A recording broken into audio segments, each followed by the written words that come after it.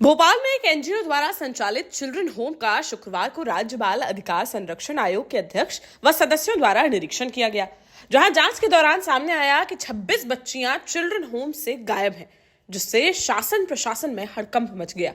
इसके बाद पुलिस ने मामला दर्ज कर उनकी तलाश की तो शनिवार शाम को सभी 26 बच्चियों को भोपाल व आसपास के क्षेत्रों से बरामद कर लिया गया, जिनसे बयान लेकर पुलिस मामले की जांच में जुट गई है।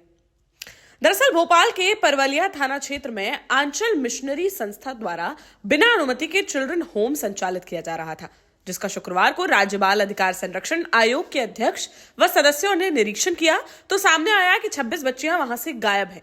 वहीं 68 में से जो 41 बच्चियां मौके पर मिली वो मध्य प्रदेश के अलावा छत्तीसगढ़, झारखंड, गुजरात और राजस्थान की रहने वाली हैं। साथ ही वहां धर्मांतरण की बात भी सामने आई, जिससे शासन प्रशासन में हड़कंप मच गया।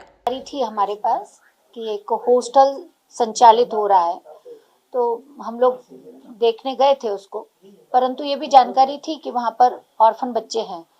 पर जब जाके वहाँ पता पड़ा तो वो हॉस्टल नहीं था, वो आंचल चिल्ड्रंस होम ही करके संचालित हो रहा था।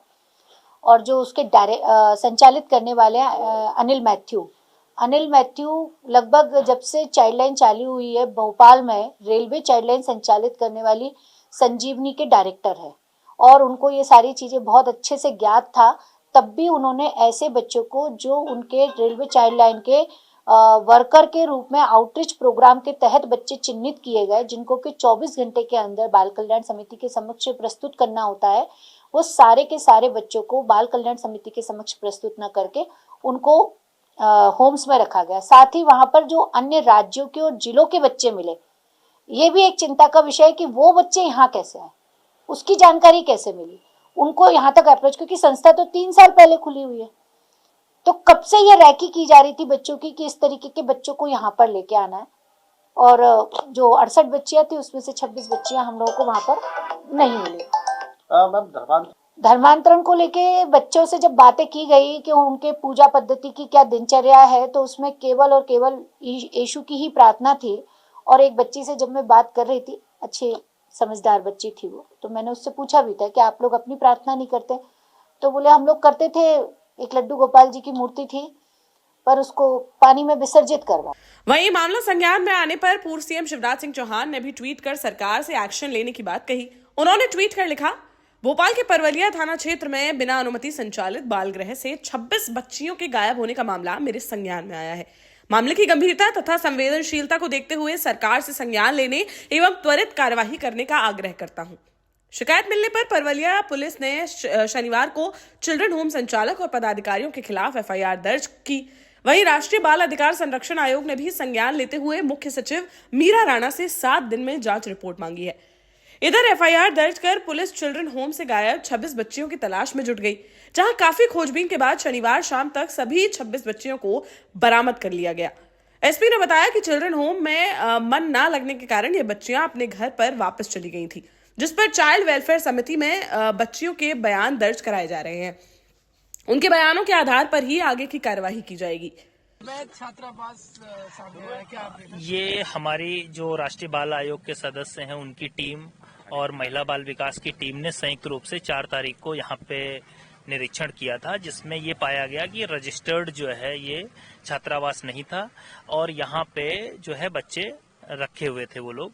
तो फिर हमने बच्चों का रेस्क्यू किया और 41 बच्चियों को हम लोगों ने जो है शासकीय जो हमारे रजिस्टर्ड बालिका गृह हैं वहां पे पूरी सुविधाओं के साथ हमने शिफ्ट किया है। और हमारी पूरी जिला प्रशासन की टीम सीओ जिला पंचायत के मार्गदर्शन में के नेतृत्व में वहां पे जाके उनकी पूरी व्यवस्थाओं को देख रही है। यहाँ पे जो पूरे फॉर्म मिले टोटल वो 67 मिले थे, जिसमें से 41 बच्चियां मिली थी। बाकी जो 26 बच्चियां थी वो अपने पेरेंट्स के साथ वापस चली गई, ऐसा जो है जो यहाँ छात्रावास संचालक ने बताया।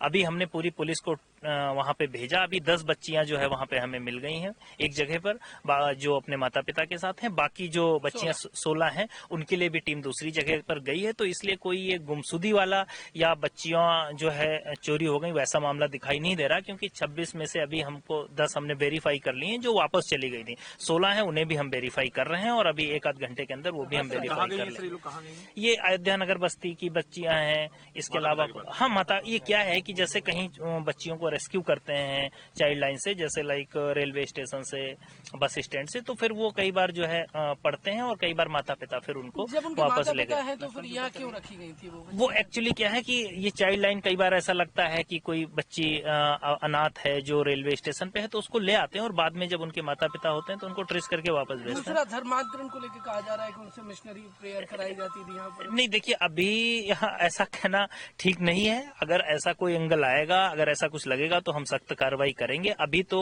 41 बच्चियां जो हैं उनको हमने शासकीय जो हमारे बालिका गृह हैं वहाँ पूरी सुविधाओं के साथ हमने शिफ्ट कर दिया है। उनका हम पूरा ख्याल रख रहे हैं और उनमें जिनके माता पिता उन्हें वापस ले जाना चाहेंगे उनको हम देंगे।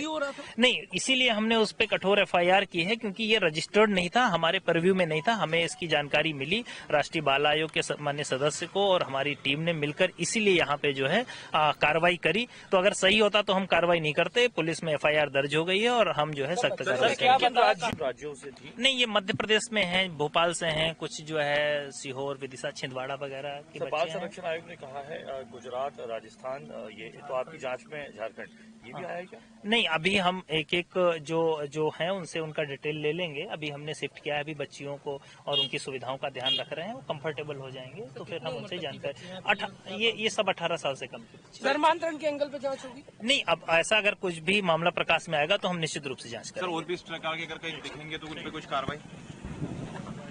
वहीं इस बड़े मामले को लेकर कांग्रेस भी भाजपा पर हमलावर हो गई है, जहां कांग्रेस के पूर्व मंत्री सज्जन सिंह वर्मा ने कहा कि जब जब भाजपा की सरकार रहती है तब तब इस तरह के अवैध बाल संरक्षण गृह तेजी से उभरते हैं।